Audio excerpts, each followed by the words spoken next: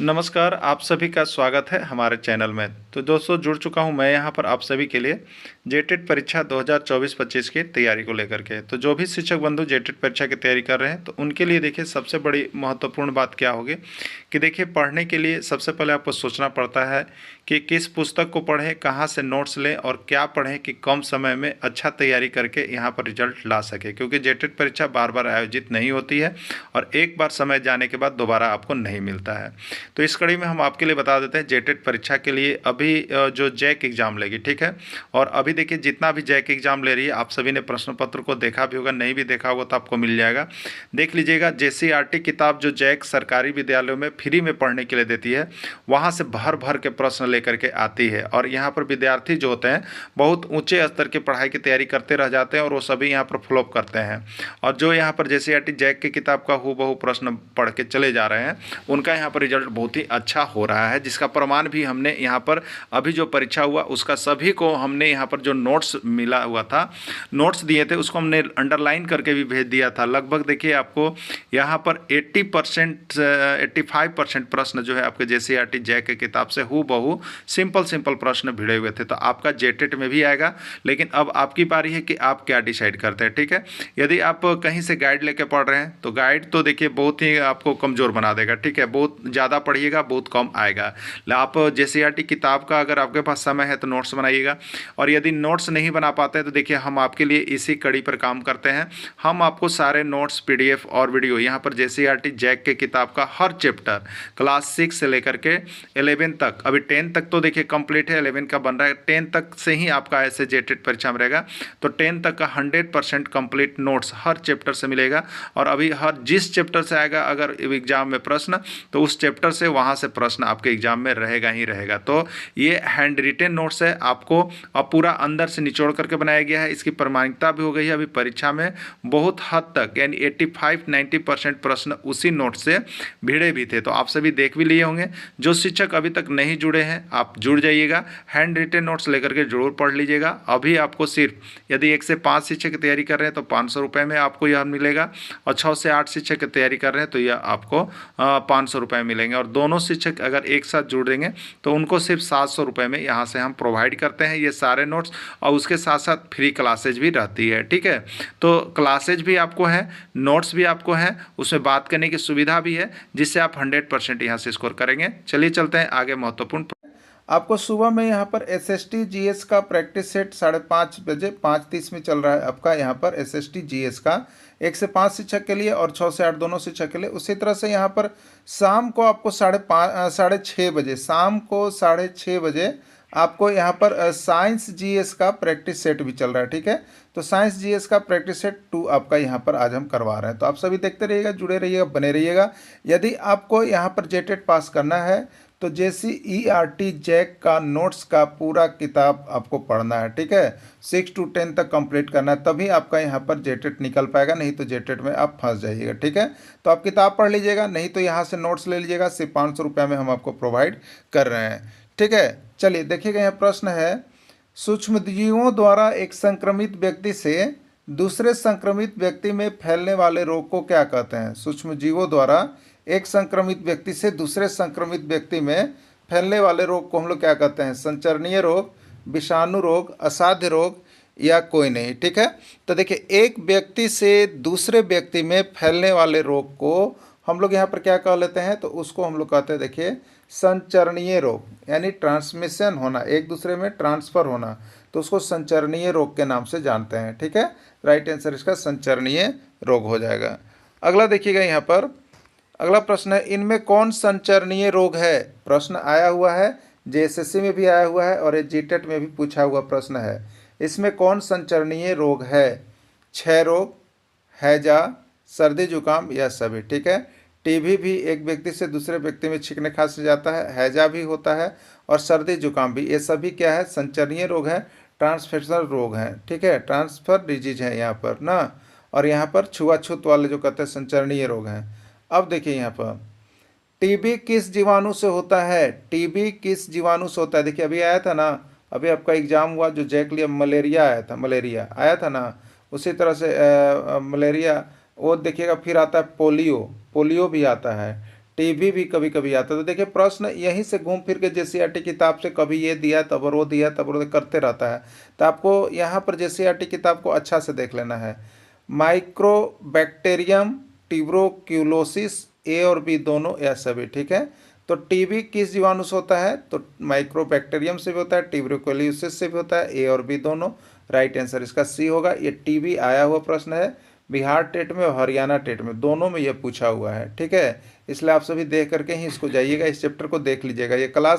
ये जो आपका अभी पार्ट चल रहा है ये क्लास 8 के साइंस का चल रहा है। क्लास 8 के साइंस का मिक्सअप प्रश्न है, सब चैप्टर से मिला के आपको हम दे रहे हैं, ठीक है।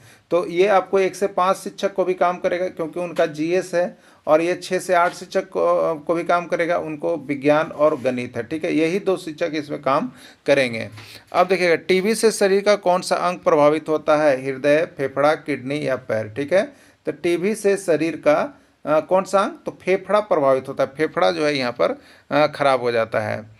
अंडाणु और शुक्राणु के संलयन को क्या कहा जाता है? अंडाणु और शुक्राणु के संलयन को क्या कहा जाता है? निषेचन, पर निषेचन, स्वनिषेचन या कोई नहीं, ठीक है। तो देखिए यहाँ पर अंडाणु और शुक्राणु, अंडाणु जो होते हैं आपको मादा में होते हैं, और शुक्राणु जो है आपके नर में होते हैं, ठीक है। तो अब देखिएगा यहाँ पर नर और नारी ये जो होते हैं दोनों मिलने से जो निषेचन होता है, जो शुक्राणु का संलयन होता है उसको हम लोग निषेचन कहते हैं। क्या कहते हैं? उसको निषेचन कह लेते हैं। अब देखिएगा वह निषेचन जिसमें अंडाणु और शुक्राणु का संलयन मादा के शरीर के अंदर होता है, ठीक है। वह निषेचन की वह प्रक्रिया जिसमें अंडाणु और शुक्राणु ये संलयन क्या होता है? मादा के शरीर के अंदर ही होता है, उसको हम लोग क्या कहते हैं? आंतरिक निषेचन, बाह्य निषेचन, आंतरिक निषेचन, बाह्य निषेचन, समबाह्य निषेचन या कोई नहीं, ठीक है। तो देखिए अंडाणु और शुक्राणु जो मादा संलयन के मादा के शरीर के अंदर होता है, ठीक है। तो उसको अंदर होता है तो उसको हम लोग आंतरिक निषेचन कहते हैं, क्योंकि जो बच्चा जो उत्पन्न होता है, जो यहाँ पर गर्भ होता है, वो शरीर के अंदर होता है, वो शरीर के अंदर ही रहता है और वहाँ से इसका निष्कासन होता है, इसलिए इसको आंतरिक निषेचन हम लोग कहेंगे। शरीर के अंदर जो हुआ वो आंतरिक निषेचन हो गया, ठीक है। अब देखिएगा इसमें से कौन सा जंतु में आंतरिक निषेचन होता है? तो ऐसे जंतु जिसमें बच्चे जो होते हैं शरीर के अंदर सुरक्षित रहते हैं, शरीर के अंदर निषेचन रहता है, वैसे सभी जंतु को हम लोग यहाँ पर आंतरिक निषेचन की श्रेणी में रखते हैं, ठीक है। उसमें गाय भी है, कुत्ता भी है, बिल्ली भी है, ठीक है। ये सभी जो है आपको आंतरिक निषेचन के अंतर्गत आते हैं। गाय, कुत्ता, बिल्ली सब में जो जीव होते हैं उस शरीर के अंदर ही निषेचन करके निष्कासित होते हैं, ठीक है। चलिए अगला देखिएगा, यानी राइट आंसर सभी हो गया। टूटने वाले फल पेड़ से नीचे की ओर गिरते हैं किस बल के कारण? टूटने वाले फल पेड़ से नीचे की ओर गिरते हैं किस बल के कारण? ये हरियाणा टेट का पूछा गया प्रश्न है, ठीक है। घर्षण बल, चुंबकीय बल, स्थिर विद्युत बल या गुरुत्वाकर्षण बल, ठीक है। तो टूटने वाले फल पेड़ से नीचे जो होते हैं गिरते हैं, उसका मुख्य रीजन होता है देखिए गुरुत्वाकर्षण बल। कौन सा बल होता है? गुरुत्वाकर्षण बल के कारण नीचे गिरते हैं। क्लियर है? चलिए अगला देखिएगा, जब एक वस्तु दूसरे वस्तु पर सीधे भौतिक संपर्क द्वारा बल लगाता है तो उससे क्या कहते हैं? ठीक है, देखिए एक दूसरे से संपर्क के द्वारा बल लगाता है। जब एक वस्तु दूसरे वस्तु पर सीधे भौतिक संपर्क द्वारा बल लगाता है तो उसे क्या कहते हैं? तो संपर्कित बल, असंपर्कित बल, असंतुलित बल या असंतुलित बल, ठीक है। तो यहाँ संपर्क है और एक दूसरे का संपर्क से लगता है तो उसको हम लोग संपर्कित बल कहेंगे। क्या कहेंगे? उसको संपर्कित बल के नाम से जानेंगे, ठीक है। देखिए अगला प्रश्न है, जब एक वस्तु पर दूसरे वस्तु पर सीधे भौतिक संपर्क के द्वारा बल नहीं लगता है उसको क्या कहते हैं? जब एक वस्तु पर दूसरे वस्तु पर सीधे भौतिक संपर्क के द्वारा बल नहीं लगता है तो उसको क्या कहते हैं? संपर्कित बल, असंपर्कित बल, संतुलित बल या असंतुलित बल, ठीक है। तो दूसरे वस्तु पर सीधे भौतिक संपर्क के द्वारा बल नहीं लगता है, देखिए बल नहीं लगता है, देखिए संपर्क के द्वारा बल नहीं लगता है। अगर संपर्क के द्वारा बल लग रहा था तो उसको हम लोग कह रहे थे संपर्कित बल, लेकिन संपर्क के द्वारा बल नहीं लग रहा है तो उसको हम लोग कहेंगे असंपर्कित बल। क्लियर हो गया होगा? असंपर्कित बल। चलिए अब देखिएगा नीचे, इसमें कौन दहनशील पदार्थ है? इनमें कौन दहनशील पदार्थ है? प्रश्न आया हुआ है, ये आपका बिहार टेट का है और जेटेट का भी है। ठीक है, ये प्रश्न आता है, इसलिए दहनशील अदहनशील सब देख लीजिएगा। ठीक है, तो पूछा है इसमें कौन अदहनशील पदार्थ है, तो दहनशील पदार्थ वह होगा जो जल उठता होगा, जो जल उठता होगा उसको दहनशील कहेंगे, और जो नहीं जलता है उसको अदहनशील कहेंगे। तो आपसे पूछा है अदहनशील किसको कहेंगे। तो देखिए लोहा, पत्थर, कांच या सभी। तो लोहा भी अदहनशील है, यह जल करके समाप्त नहीं हो सकता है। पत्थर भी अदहनशील है, यह जलता ही नहीं है। कांच भी अदहनशील है, जलता ही नहीं। इस राइट आंसर सभी होगा। ये सभी अदहनशील पदार्थ है, ये नहीं जलते हैं। ठीक है, वह न्यूनतम ताप जिस पर कोई पदार्थ जलना प्रारंभ करता है उससे क्या कहते हैं। वह न्यूनतम ताप जिस पर कोई पदार्थ जलना प्रारंभ करता है उससे क्या कहते हैं। दहन ताप, तीव्र ताप, ज्वलन ताप या सभी। ठीक है, वह न्यूनतम ताप जिस पर कोई पदार्थ जलना प्रारंभ करता है उसको हम लोग कहते हैं, देखिए ज्वलन ताप। उसको क्या कहते हैं, ज्वलन ताप। याद रखिएगा, ज्वलन ताप कई बार प्रश्न आपके एग्जाम में पूछ दिया गया है। ठीक है, अगला प्रश्न है, बिजली के उपकरण, बिजली उपकरण पेट्रोल जैसी ज्वलनशील पदार्थ में आग बुझाने के लिए उपयोग किया जाता है। प्रश्न ये आपका Haryana TET, Bihar TET, CG TET, UP TET, सब जगह ये प्रश्न आपको पूछा गया है। ठीक है, कि बिजली उपकरण और पेट्रोल जैसी दहनशील पदार्थ में अगर आग लग जाए तो उसको आग बुझाने के लिए इसमें किसका उपयोग हम लोग करते हैं।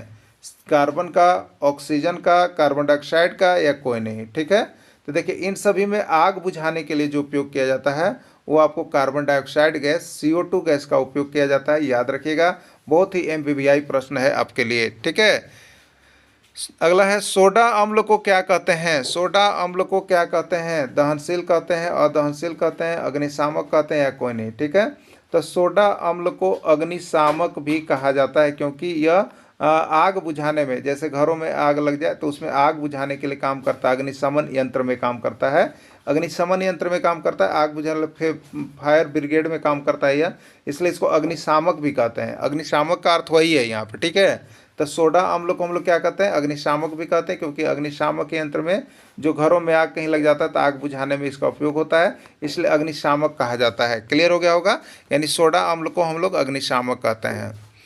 स्त्रियों में कौन सा गुणसूत्र पाया जाता है, स्त्रियों में कौन सा गुणसूत्र पाया जाता है। याद रखिएगा, प्रश्न आपका यहाँ पर शिक्षक भर्ती में भी पूछा गया है और आपका जेटेट में भी पूछा गया है, और यहाँ पर झारखंड जेटेट जो 2008 में हुआ था वो भी पूछा गया है। ठीक है, तो ये आया हुआ प्रश्न है, गुणसूत्र से एक प्रश्न आता है आप सभी के एग्जाम में, इसलिए आप सभी इसको देख करके ही जाएंगे। क्लास 8 का एक्सरसाइज चल रहा है। ठीक है, क्लास 8 का पढ़ाई चल रहा है, जैसे ERT टेक्स्ट बुक का मिक्सअप प्रश्न है ना। चलिए देखिए, तो देखिए दो गुणसूत्र जो होते हैं आपको दो प्रकार के होते हैं, एक एक्स होता है और एक वाई होता है। ठीक है, अगर एक्स एक्स होता है, एक्स एक्स होता है तो वो हो जाता है आपका लड़की, एक्स एक्स लड़की होता है। ठीक है, और यहाँ पर लड़की कह लीजिए या मादा कह लीजिए। ठीक है, ये आपका हो गया। अब देखिएगा यहाँ पर, तो स्त्रियों में कौन सा गुणसूत्र पाया जाता है, तो स्त्रियों में एक्स एक्स पाया जाता है। ये पूछ देता है या बोल देगा कि लड़की होने के लिए कौन सा गुणसूत्र होना चाहिए, दे देगा, तो एक्स एक्स ही होना चाहिए लड़की के लिए भी। ठीक है, चलिए दोनों देख लीजिए आप लोग। पुरुष में कौन सा गुणसूत्र पाया जाता है, पुरुष में कौन सा गुणसूत्र पाया जाता है, X X, X Y, Y Y या कोई नहीं। ठीक है, अगर सेम गुणसूत्र है एक्स एक्स तो ये लड़की है या स्त्री है या मादा है। ठीक है, अगर एक्स वाई है तो ये आपका लड़का है, पुरुष है या नर है। ठीक है, तो अलग अलग जो होगा एक्स वाई तो वो लड़का के लिए होता है। तो ये भी प्रश्न है वो पूछा गया है कि कौन सा गुणसूत्र आपस में मिलेगा, तो यहाँ पर शिशु बच्चा जो है यहाँ पर नर होगा या बालक होगा। ठीक है, तो बालक होगा उसके लिए एक्स वाई चाहिए, क्या चाहिए, एक्स वाई चाहिए, याद रख लीजिएगा। ठीक है, एक्स वाई चाहिए। अब देखिए यहाँ पर एक्स एक्स गुणसूत्र मिलकर किस शिशु को विकसित करते हैं। देखिए यहाँ पर आ भी गया, यही प्रश्न आपका पूछा हुआ था, एक्स एक्स गुणसूत्र मिलकर किस शिशु को विकसित करते हैं। ठीक है, यहाँ पर देखिए प्रश्न जेटेट में भी आया हुआ है ना, और JSSC में 3 बार आया हुआ है। ठीक है, तो देखिए मादा शिशु, नर शिशु दोनों या कोई नहीं। तो मादा शिशु मतलब यहाँ पर लड़की हो गई या स्त्री हो गई, और नर शिशु मतलब लड़का हो गया, पुरुष हो गया। ठीक है, तो एक से एक गुण तो मिलकर किसका करते हैं, तो जो सेम रहेगा तो ये लड़की को या मादा को विकसित करते हैं। ठीक है, तो यहाँ पर वही पूछा है कि एक से एक गुणसूत्र मिलकर किसको विकसित करेंगे, तो ये लड़की होगी, मादा शिशु होगी। ठीक है, मादा शिशु लड़की होगी। इसमें कौन अप्रदीप्त वस्तुएं हैं? वैसी वस्तुएं जो स्वयं नहीं जलती है उसको अप्रदीप्त वस्तुएं कहते हैं। चंद्रमा, ग्रह, लकड़ी, ये सभी इसका राइट आंसर हो जाएगा। अप्रदीप्त में ये सभी काम करते हैं। जब किसी वस्तु सतह से टकराकर प्रकाश की किरण उसी माध्यम में लौट आती है तो इस घटना को क्या कहते हैं? देखिए, ये आपका क्लास 8 में जो है आपको प्रकाश पाठ से लिया गया। ये प्रकाश पाठ आपको 8 में भी पढ़ना है और 10 में भी पढ़ना है, और यहाँ से एक प्रश्न आपका निकल के आ ही जाता है। ठीक है, तो जब प्रकाश की किरण, देखिए, जब प्रकाश की किरण किसी माध्यम से आ रही है, ठीक, किसी वस्तु और उससे टकराई, मान लीजिए ये वस्तु था यहाँ पर कांच, इससे टकराई और प्रकाश किरण उसी माध्यम, मतलब ये जैसे हवा का माध्यम है, ये वायु का माध्यम, अगर इसी माध्यम में वापस लौट जाए, इसी माध्यम में, वायु से आया वायु में ही चला गया सेम माध्यम में, तो उसको हम लोग परावर्तन कहेंगे। उसको हम लोग क्या कहेंगे? परावर्तन कहेंगे। लेकिन जब प्रकाश की किरण जैसे आ रही है, ठीक है, यहाँ देखिएगा, ध्यान दीजिएगा, जब प्रकाश की किरण आ रही है, ये दो माध्यम है, एक वायु का माध्यम है और एक जल का माध्यम है, मान लीजिए, ठीक है, जल का माध्यम। तो एक माध्यम से आ करके अगर दूसरे माध्यम में निकल जाए, दूसरे माध्यम में, तो ये अपवर्तन होता है, अपवर्तन होता है। ठीक है, तो परावर्तन और अपवर्तन दोनों में कंफ्यूज मत होइएगा। जिस माध्यम से आएगा और दूसरे माध्यम में चल जाएगा तो वो अपवर्तन होगा, और जिस माध्यम से आएगा उसी माध्यम में लौट जाएगा तो वो परावर्तन होगा। क्लियर हो गया होगा? चलिए, क्लियर हो गया। तो ये प्रकाश का परावर्तन इसका राइट आंसर हो जाएगा। ठीक है, चलिए अगला देखिएगा। परावर्तन का नियमानुसार होता है। परावर्तन का नियम याद रख लीजिएगा, प्रश्न ये भी पूछा हुआ है, एग्जाम में आया हुआ है। ठीक है, देखिए परावर्तन का क्या होता है, देखिए इस तरह से होता है। एक यहाँ पर हम लोग प्रकाश ले लिए, एक वस्तु ले लिए, जब प्रकाश किरण इससे आती है तो ये आपतित किरण हो गया, और उसी माध्यम में लौट जाती है, यानी परावर्तित हो जाती है, तो परावर्तित किरण हो गया। और इसके बीच जो कोण लगता है इसको अभिलंब कहते हैं। तो आपतित किरण और अभिलंब के बीच के कोण को आई यानी आपतन कोण, और आपतित किरण और परावर्तित किरण और अभिलंब के बीच को परावर्तन कोण कहते हैं। तो इसका नियम क्या कहता है? तो देखिए, कहता है, पहला नियम यही कहता है इसका कि आपतित किरण, परावर्तित किरण और अभिलंब तीनों देखिए एक ही बिंदु पर होते हैं। यह पहला नियम हो गया। आपतित किरण, परावर्तित किरण और अभिलंब तीनों एक ही बिंदु पर होता है, पहला नियम हो गया। और दूसरा नियम कहता है कि आपतन कोण और परावर्तन कोण आपस में क्या होता है? बराबर होता है। ठीक है, आपतन कोण और परावर्तन कोण आपस में बराबर होता है, यही परावर्तन का दो नियम है। तो यहाँ परावर्तन के नियमानुसार चेक कीजिए, आपतन कोण बराबर परावर्तन कोण, ये तो होता है, क्लियर हो गया। आपतित किरण बराबर आपतन कोण, ये नहीं होता है। कोण आई बराबर कोण आई, ये भी नहीं होता है, कोई नहीं। ठीक है, तो राइट आंसर ये हो गया, आपतन कोण और परावर्तन कोण आपस में बराबर होते हैं। ठीक है, रबी फसल किस ऋतु में बोया जाता है? रबी फसल किस ऋतु में बोया जाता है? प्रश्न आया हुआ है, प्रश्न बहुत MVVI है। अभी भी ये प्रश्न आया था आपका जैक के द्वारा, यहाँ पर एक प्रश्न पूछा गया था कि चना किस फसल का उदाहरण है? रबी फसल, खरीफ फसल, जायद फसल, ये पूछा हुआ प्रश्न था। ठीक है, तो आप सभी ये रबी फसल, खरीफ फसल, जायद फसल को अच्छा तरह से देख लीजिएगा। आपका टेक्स्ट बुक में भी दिया हुआ है, क्लास 8 का एक्सरसाइज 10 विज्ञान में देखिए पूरा क्लियर आपको लिख भी दिए हैं, वहाँ से आ रहा है। ठीक है, रबी फसल किस ऋतु में बोया जाता है? जाड़ा में, गर्मी में, बरसात में, या कोई नहीं। ठीक है, तो देखिए रबी फसल की जो बुआई की जाती है वो यहाँ किस ऋतु में की जाती है? तो रबी फसल का यहाँ पर जाड़ा में होता है। ठीक है, देखिएगा यहाँ पर अब देखिएगा एक ट्रिक आप लोगों के लिए हम बनाए हैं। क्या ट्रिक है वो देखिएगा। वर्षा खफा रबी जाड़ा जाए गर्मी में, रबी जाड़ा जाए गर्मी में। ठीक है, वर्षा खफा है, रबी जाड़ा जाए गर्मी में। जाड़ा कब जाता है? गर्मी में। ठीक है, देखिए इससे क्या होगा। वर्षा खफा का मतलब है खरीफ फसल जो होता है बरसात में होता है, और रबी फसल जो होता है जाड़ा में होता है, और जायद फसल जो होता है वो गर्मी में होता है। तो वर्षा खफा रबी जाड़ा जाए गर्मी में, याद रख लीजिएगा ऐसे। इससे आपको एक याद हो जाएगा सीजन। ठीक है, सीजन याद हो जाएगा। तो यहाँ पर वही इसी का नोट्स भी बना दिए हैं। खरीफ फसल की बुआई वर्षा ऋतु में की जाती है, रबी फसल की बुआई जाड़े में की जाती है, और जायद फसल की बुआई जो है गर्मी में की जाती है। क्लियर हो गया होगा आप सभी को, किसी को कोई दिक्कत इसमें नहीं होना चाहिए। अगला है, मलेरिया किस मच्छर के काटने से फैलता है? मलेरिया किस मच्छर के काटने से फैलता है? मादा एनोफिल मच्छर, मादा एन मच्छर, मादा एलर्जी मच्छर, या कोई नहीं। ठीक है, मलेरिया किस मच्छर के काटने से फैलता है? तो मलेरिया जो है आपको मादा एनोफिलीज मच्छर के काटने से फैलता है। ठीक है, मादा एनोफिलीज मच्छर के काटने से फैलता है। डेंगू किस मच्छर के काटने से फैलता है? आपको बताना है कि डेंगू जो है वो किस मच्छर के काटने से फैलता है? मादा एनामल मच्छर, मादा एनाफल मच्छर, मादा एडिज मच्छर, या कोई नहीं। ठीक है, तो डेंगू जो है वो आपको किस मच्छर के काटने से फैलता है? मादा एडिज मच्छर। और ये प्रश्न आपको बहुत बार आया है, ये दोनों प्रश्न याद रखिएगा, डेंगू और मलेरिया किस मच्छर के काटने से फैलता है। एकदम कंसेप्ट क्लियर रख लीजिएगा, यहाँ से एक प्रश्न रहेगा तो आपका एग्जाम में रहेगा, कंफर्म रहिएगा आप लोग, ठीक है। इसलिए JCERT किताब को कभी भी छोड़िएगा नहीं, एकदम पकड़िएगा बढ़िया से, और उसको जैसे जैसे आपको हम करवा रहे हैं आप सभी करते चलिएगा। यहाँ से जितना प्रश्न भिड़ेगा वो कोई भी चाहे चैनल हो वहाँ या कोई भी प्रैक्टिस सेट हो वहाँ से कभी भी आप कल्पना भी मत कीजिएगा, समझ गए आप लोग। इसलिए कहीं ना कहीं आपका धोखा हो जाए उससे पहले आप जुड़ करके यहाँ से नोट्स देख लीजिएगा। देखिए 2 दिन 3 दिन भी समय रहता है ना, तो आप खाली नोट से देखना चाहिए, तो बहुत ही कम प्रश्न इसमें बना हुआ है, और इतने प्रश्नों को आप खाली देख के चले जाते हैं ना, तो यहाँ से आपका बहुत ज़्यादा प्रश्न भिड़ रहा है अभी जैक में। मलेरिया के उपचार हेतु बनाई जाने वाली दवा किस वृक्ष के छाल से बनती है? किस वृक्ष के छाल से बनती है? अर्जुन पेड़, बरगद पेड़, नींबू का पेड़, कुनैन या सिनकोना, ठीक है। तो मलेरिया के उपचार हेतु बनाने जाने वाली दवाई का नाम याद रखिएगा, कुनैन का पेड़ या सिनकोना का पेड़, ठीक है। कुनैन, उसी को हम लोग सिनकोना भी कहते हैं। नाम देखिएगा, कहीं कहीं दूसरा दूसरा आता है, कहीं सिनकोना रहेगा, कहीं कुनैन रहेगा, दोनों उसी का है, ठीक है। इनमें किनके पत्तों का रस मलेरिया और डेंगू के उपचार में किया जाता है? इनमें से किनके पत्तों का रस मलेरिया और डेंगू के उपचार में किया जाता है?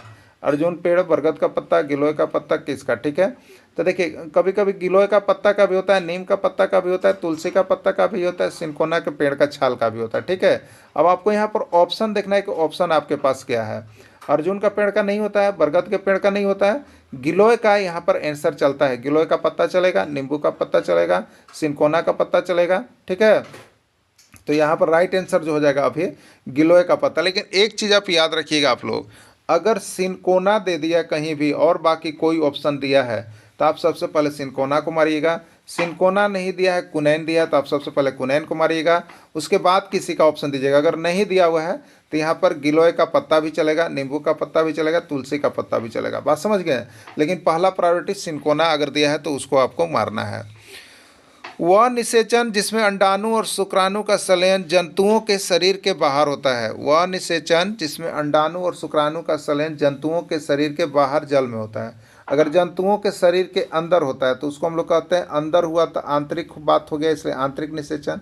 यदि बाहर हुआ तो उसको हम लोग कहते हैं वायु निषेचन। तो इसमें बहुत से जीव ऐसे हैं जिसमें अंडाणु और शुक्राणु का संलयन शरीर के बाहर होता है और वहीं पर बच्चे उत्पन्न होते हैं, ठीक है। तो उसको क्या कहेंगे? तो उसको बाहर होगा तो वायु निषेचन कहेंगे हम लोग, ठीक है। बाहर होगा तो वायु निषेचन कहेंगे। क्लियर हो गया ना। वाह्य निषेचन किन में होता है? आपको बताना है कि वाह्य निषेचन किन में होता है। मेढक में, मछली में, स्टार फिश में या सभी में। तो मेढक में भी वाह्य निषेचन होता है, मछली में भी वाह्य निषेचन होता है, स्टार फिश में भी वाह्य निषेचन होता है, क्योंकि ये अंडे होते हैं और अंडे जो होते हैं वो पानी में होते हैं और वहीं पर इसका निर्माण होता है। विश्व में प्रथम परखनली शिशु का नाम बतावें। विश्व में प्रथम परखनली शिशु का नाम बतावें, ठीक है। ये प्रखनली शिशु वाला भी प्रश्न आ चुका है आपके एग्जाम में, ठीक है। हो सके कि फिर से आ जाए।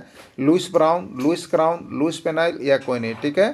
तो विश्व में प्रथम प्रखनली शिशु का जो नाम था वो आपका था लुइस ब्राउन था। याद रखिएगा, लुइस ब्राउन प्रथम प्रखनली शिशु है विश्व का। अगला है बल का एसआई मात्रक क्या है? बल का एसआई मात्रक क्या है? Newton, KG, metre, second. तो बल का एसआई मात्रक न्यूटन है, जिसका संकेत एन होता है। क्लियर। चलिए अगला देखिएगा, एकांक क्षेत्रफल पर लगने वाले बल को, कार्यरत बल को क्या कहते हैं? दबाव, बल, त्वरण या कोई नहीं, ठीक है। तो एकांक क्षेत्रफल पर लगने वाले बल को दबाव कहते हैं। हम लोग क्या कहते हैं? दबाव कहते हैं, प्रेशर कहते हैं, यही होता है दबाव। दबाव या दाब का एसआई मात्रक क्या है? क्या है आपको बताना। देखिए एसआई मात्रक याद रखने के लिए आप उसका अगर फॉर्मूला याद रखिएगा तो बहुत जल्द हो जाता है। तो दाब बराबर क्या होता है आपको याद होगा? बल बट्टा क्षेत्रफल। बल बट्टा क्षेत्रफल होता है। तो बल का मात्रक क्या होगा? न्यूटन, और क्षेत्रफल का मात्रक क्या होगा? Metre square. तो इसी को हम क्या लिखेंगे? न्यूटन पर मीटर स्क्वायर कर देंगे, ठीक है। तो न्यूटन पर मीटर स्क्वायर ऐसे भी लिख सकते हैं, ऐसे भी लिख सकते हैं, यही इसका राइट आंसर हो गया, न्यूटन पर मीटर स्क्वायर। ये क्लियर हो गया, ठीक है। चलिए अगला देखिएगा, वायुमंडलीय दबाव किस सतह पर अधिकतम होता है? समुद्र तल, गुरुत्वीय त्वरण, चुंबकीय तल या कोई नहीं, ठीक है। तो ये इसका राइट आंसर है, समुद्र तल पर इसका सबसे अधिक होता है। किसी ईंधन के 1 केजी के पूर्ण दहन से ऊष्मा ऊर्जा को जितनी मात्रा में प्राप्त होती है उससे ईंधन का क्या कहा जाता है? कैलोरी मान, ऊष्मीय मान, ईंधन मान या कोई नहीं। तो उससे ईंधन का ऊष्मीय मान कहा जाता है। उससे ईंधन का क्या कहा जाता है? ऊष्मीय मान कहा जाता है, ठीक है। अगला प्रश्न है, ईंधन के ऊष्मीय मान के आधार पर सबसे अच्छा ईंधन कौन है? ईंधन के ऊष्मीय मान के आधार पर सबसे अच्छा ईंधन कौन है? हाइड्रोजन, डीजल, पेट्रोल या केरोसिन? ठीक है, तो देखिए ईंधन के ऊष्मीय मान के आधार पर सबसे अच्छा ईंधन यहाँ जो है हाइड्रोजन है। सबसे अच्छा ईंधन कौन है? हाइड्रोजन आपका है। ग्लोबल वार्मिंग का प्रमुख कारण क्या है? देखिए अभी जैक जो एग्जाम लिया उसमें ये प्रश्न पूछा हुआ था आपको। देखिए यहाँ नोट्स क्लास 8 का एक्सरसाइज 10 से आया हुआ है। ठीक है, तो आप सभी मिला लीजिएगा। बहुत प्रश्न आपको JCERT से अगर भिड़ा हुआ था जिसका तो आप कल्पना भी कोई नहीं किया होगा, और बहुत लोग JCERT से पढ़ाए भी नहीं थे इसलिए उनका तो फ्लॉप रहा। लेकिन यहाँ तो हमने A to Z आपको JCERT ही किताब का चैप्टर बाई चैप्टर छाप दिए हैं, नोट्स आपको बना दिए हैं, जो कि एक भी प्रश्न यहाँ से बाहर निकलेगा नहीं। ग्लोबल वार्मिंग का प्रमुख कारण क्या है? वायुमंडल में CO2 का बढ़ना, वायुमंडल में H2O का बढ़ना, वायुमंडल में N2O का बढ़ना या वायुमंडल में क्लोरोफ्लोरोकार्बन का बढ़ना। ठीक है, तो वो ग्लोबल वार्मिंग का प्रमुख कारण होता है वायुमंडल में CO2 का बढ़ जाना। ठीक है, देखिए ग्लोबल वार्मिंग क्या होता है, थोड़ा सा इस पर हम लोग चर्चा कर लेते हैं। ग्लोबल वार्मिंग जिसको हम लोग कहते हैं, यहाँ पर देखिए दूसरा नाम आता है विश्व उष्णन। तो देखिए क्या होता है, जब वायुमंडल में पेड़ पौधे ये सब सभी चीज़ें बहुत चीज़ कटते जाती है तो क्या होता है कि वायुमंडल में कार्बन डाइऑक्साइड की मात्रा बढ़ते जाती है। ठीक है, तो कार्बन डाइऑक्साइड गैस की मात्रा बढ़ती है तो क्या होता है, गर्मी बहुत अधिक बढ़ जाता है। ठीक है, गर्मी जब अधिक बढ़ता है तो उसी को हम लोग कहते हैं ग्लोबल वार्मिंग या उसी को हम लोग कहते हैं विश्व उष्णन। तो वह कार्बन डाइऑक्साइड गैस की मात्रा अधिक होने के कारण ये होता है। ईंधन के ऊष्मीय मान का मात्रक है kilo joule, kilogram, kilo joule प्रति किलोग्राम या कोई नहीं। तो ईंधन के ऊष्मीय मान का मात्रक होता है किलो जूल प्रति किलोग्राम। ठीक है, अगला प्रश्न है, XY गुणसूत्र वाला मिलकर किस शिशु को विकसित करता है? XY वाला मिलकर गुणसूत्र किस शिशु को विकसित करता है? मादा शिशु लड़की, नर शिशु लड़का, दोनों या कोई नहीं। अगर सेम मिलेगा XX तो लड़की या मादा, और अलग अलग मिलेगा XY तो लड़का या नर। तो यहाँ पर नर शिशु या लड़का राइट आंसर हो जाएगा। ग्वाइटर या घेघा रोग कौन सी ग्रंथि का काम नहीं कर पाने के कारण होता है? ग्वाइटर या घेघा जिसको हम लोग गलगंड की बीमारी कहते हैं। ठीक है, कौन सी ग्रंथि का काम नहीं कर पाने के होता है? थायराइड ग्रंथि, वृषण ग्रंथि, पीयूष ग्रंथि या कोई नहीं। तो थायराइड ग्रंथि, ठीक है, क्या होता है, हमारे गले में पाई जाती है थायराइड ग्रंथि। ये ग्रंथि काम नहीं कर पाने के कारण ग्वाइटर या घेघा रोग होता है। ठीक है, अगला, गले की ग्रंथियां फूल जाती है किस ग्रंथि के कारण? हमारा जो गला है उसकी ग्रंथि फूल जाती है कभी कभी, वह कौन सी ग्रंथि के कारण होता है? थायराइड ग्रंथि, वृषण ग्रंथि, पीयूष ग्रंथि या कोई नहीं। तो थायराइड ग्रंथि के कारण गले की ग्रंथियां फूल जाती है। अगला प्रश्न है, प्रावर्तन का नियम है। प्रावर्तन का क्या नियम है? देखिए अभी आपको बताए थे प्रावर्तन का नियम। तो ये कोई माध्यम, ये कोई यहाँ पर मान लीजिए वस्तु है और ये माध्यम है, वायु का माध्यम है, ये यहाँ पर जल का माध्यम है। तो जिस माध्यम से प्रकाश की किरण आती है उसी माध्यम में वापस लौट जाती है, इसको हम लोग परावर्तन कहते हैं। तो ये आपका आपतित किरण जो शुरू वर्ग के माध्यम पर पड़ा, और ये आपका परावर्तित किरण हो गया। अब बीच में एक छोटा सा अभिलंब डाल लीजिए, तो ये परावर्तन का फिगर है। कभी कभी फिगरों पूछ देता है कि किस प्रकार का फिगर है, तो परावर्तन करना है। ठीक है, तो परावर्तन के नियम अनुसार क्या होता है, तो ये आपतित किरण, परावर्तित किरण और अभिलंब तीनों एक ही तल पर होते हैं, तीनों एक ही तल पर होता है। ठीक है, दूसरा का क्या कहता है कि जितना आपतन कोण होता है उतना ही परावर्तन कोण होता है। ठीक है, I बराबर R होता है। तो यही दो नियम आपका परावर्तन का है। ठीक है, तो यहाँ पर देखिए पहला है आपतित किरण, परावर्तित किरण तथा अभिलंब तीनों एक ही बिंदु पर एक ही समतल में होते हैं, ये भी नियम है। और आपतन कोण बराबर परावर्तन कोण होता है, ये भी नियम है। और इसी का शॉर्ट में लिखते हैं तो कोण I बराबर कोण R, ये भी होता है। यानी इसमें लिखा हुआ सभी चीज़ सही है, इसमें लिखा हुआ सभी चीज़ सही है। इसी नियम को यहाँ पर कोडिंग में दिया है कि आपतन कोण को I लिखते हैं, परावर्तन कोण को R लिखते हैं। तो यही दो नियम है, लिखने का तरीका अलग अलग है, तो सभी इसमें सही है। जब दो समतल दर्पण के बीच का कोण 0 डिग्री हो तो उनके द्वारा बनने वाले प्रतिबिंब की संख्या क्या होगी? ठीक है, याद रखिएगा, जब दो समतल दर्पण के बीच में बनने वाला कोण होता है उसके प्रतिबिंब की संख्या का रूल होता है, उस रूल को हम बता देते हैं। निकालने का संख्या होता है 360 डिग्री बाई थीटा। ठीक है, तो 360 डिग्री बाई थीटा, तो 0 डिग्री का कोण बन रहा है, तो थीटा मैंने कोण 0। तो देखिए कोई संख्या बाई 0, इसको हम लोग क्या कहते हैं? इन्फिनिटिव, अपरिभाषित, अनंत, इसी को कहते हैं। तो कोई संख्या बाई 0 तो ये इन्फिनिटिव हो जाएगा, अनंत हो जाएगा। ठीक है, अनंत हो जाएगा। तो ये राइट आंसर इसका C हो गया, अनंत हो गया, इसमें अनंत बनेगा। ठीक है, देखिए जब दो समतल दर्पण के बीच का कोण क्रमशः 45 डिग्री है, जब दो समतल दर्पण के बीच का कोण क्रमशः 45 डिग्री है तो उनके द्वारा बनने वाले प्रतिबिंब की संख्या क्या होगी। ठीक है, याद रखिएगा प्रतिबिंब की संख्या हमेशा विषम होता है, दिमाग में बना लीजिएगा, हमेशा विषम आपको रखना है। ठीक है, तो देखिए यहाँ पर क्या होता है, सूत्र आपको हम बताएं 360 डिग्री बाई थीटा, यही ना प्रतिबिंब का संख्या निकलता है। तो 360 डिग्री बाई थीटा, थीटा यहाँ कितना डिग्री का कोण बना, 45 डिग्री। तो 360 में 45 से भाग लगाइएगा तो आपको कितना बार में जाएगा, तो यहाँ पर देखिए 5 अट्ठे 40, 4 अट्ठे 32 और 4 36, यानी 8 बार में कटेगा। तो इसका आया कितना आपको 8। 8 क्या है, ये सम संख्या है, प्रतिबिंब की संख्या हमेशा विषम होती है, तो 1 घटा लीजिएगा, हमेशा घटा के 8 - 1 = 7, यानी प्रतिबिंब की संख्या 7 होगा। इसका राइट आंसर 7 हो जाएगा। क्लियर हो गया ना, 7 क्यों हो रहा है, काटने पर 8 आया, हम बढ़ा के नहीं लेंगे, जब भी लेंगे तो -1 करेंगे। यदि सम संख्या आ गया तो -1 करना है उसमें, और अगर काटने पर विषम संख्या ऑलरेडी आ रहा है तो उसमें कुछ भी नहीं करना है। जिससे काटने पर अगर 7 आता तो कुछ नहीं करेंगे, काटने पर 5 आता तो इसको कुछ नहीं करेंगे, काटने पर 9 आता है इसको कुछ नहीं करेंगे, लेकिन काटने पर 10 आएगा तो इसको करेंगे, 10 - 1 करेंगे। ठीक है, चलिए अगला देखिएगा। रबी फसल की बुआई की जाती है नवंबर में, दिसंबर में, जनवरी में या फरवरी में। ठीक है, तो देखिए याद रखिएगा, रबी फसल रन में, रबी फसल रन में। ठीक है, तो रबी फसल रन में यानी नवंबर में बोया जाता है, और मई मतलब म से मार्च में काटा जाता है। नवंबर में बोया जाता है, मार्च में काटा जाता है, किसको, रबी फसल को। क्लियर, तो बुआई का समय है नवंबर ना, रबी फसल की कटाई का समय है, तो रन में ही कर दिए आपको। रबी मतलब रन, र से रन में। ठीक है, तो रन में मतलब क्या हो गया, र से हो गया यहाँ पर रबी फसल, न का मतलब हो गया नवंबर, और मई का मतलब हो गया मार्च, यानी नवंबर में बोया जाता है और मार्च में काटा जाता है। ठीक है, तो मार्च इसका राइट आंसर हो जाएगा, राइट आंसर इसका सी हो जाएगा। ठीक है, चलिए अगला देखिएगा। यहाँ पर देखिए ट्रिक भी आपको बना दिए हैं, रबी फसल रन में, र से रबी फसल, न से नवंबर और म से मार्च, यानी नवंबर में बोया जाता है, मार्च में काटा जाता है। तो आप सभी इस तरह से अगर हमारे साथ जुड़ करके तैयारी करना चाहते हैं तो आप सभी अवश्य तैयारी कर लीजिएगा, क्योंकि यहाँ पर आप सभी के लिए बहुत अच्छे नोट्स तैयार किए गए हैं। आप सभी जुड़ करके तैयारी कर सकते हैं। सभी को नोट्स परचेज करेंगे, JCERT का है, टेक्स्ट बुक का है, जहाँ हो वहाँ ट्रिकी भी बता दिया गया है। वीडियो के अंत तक जुड़े रहें, धन्यवाद।